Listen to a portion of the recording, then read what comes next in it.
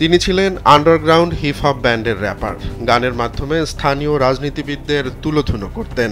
দুর্নীতির বিরুদ্ধে ছিলেন সবচেয়ে বেশি সোচ্চার। পাশাপাশি দেশটিতে বিদ্যমান বিভিন্ন সামাজিক বৈষম্য ও অনিয়মের বিরুদ্ধে ছিলেন প্রতিবাদী। এসব করতে গিয়ে 2022 সালে স্বতন্ত্র প্রার্থী হিসেবে কাঠমান্ডুর মেয়র পদে নির্বাচনে প্রতিদ্বন্দ্বিতা করেন এবং বাঘা বাঘা প্রার্থীদের হারিয়ে 61,000-এরও বেশি ভোট পেয়ে জয়ী হন।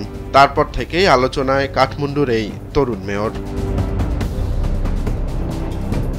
মঙ্গলবার বিক্ষোভের মুখে নেপালের প্রধানমন্ত্রী কেপি শর্মা ওলির পদত্যাগের পর এবার নতুন প্রধানমন্ত্রীর খোঁজ চলছে। এর মধ্যে মেয়র বালেন্দ্র শাহকে পরবর্তী প্রধানমন্ত্রীর দায়িত্ব দিতে দাবি জানাচ্ছে নেপালি জেনজিরা।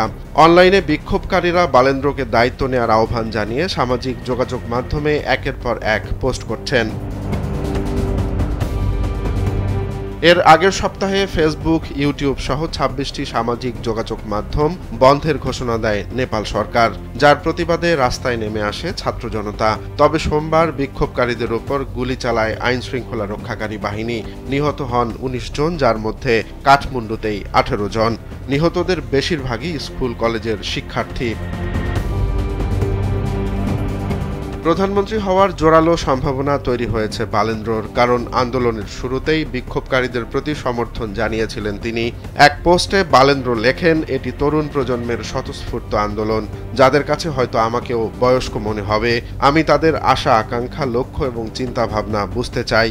রাজনৈতিক দল, নেতাকর্মী, সাংসদ ও প্রচারকদের এই সমাবেশকে নিজেদের স্বার্থে ব্যবহার করার জন্য বেশি চালাকি করা উচিত হবে না। সশরীরে উপস্থিত না হলেও আন্দোলনের প্রতি পূর্ণ সমর্থন জানান। 1990 সালে কাঠমান্ডুতে জন্মগ্রহণ করা বালেন্দ্র নেপালে সিভিল ইঞ্জিনিয়ারিং নিয়ে পড়াশোনা করেন এবং পরবর্তীতে ভারতের একটি বিশ্ববিদ্যালয় থেকে স্ট্রাকচারাল ইঞ্জিনিয়ারিংয়ে স্নাতকোত্তর ডিগ্রি লাভ করেন। তবে তিনি তার র্যাপ গানের মাধ্যমে প্রায়শই দুর্নীতি ও বৈষম্যের মতো সামাজিক ইস্যুগুলো তুলে ধরতেন। রোমান্স তালুকদার, কালবেলা।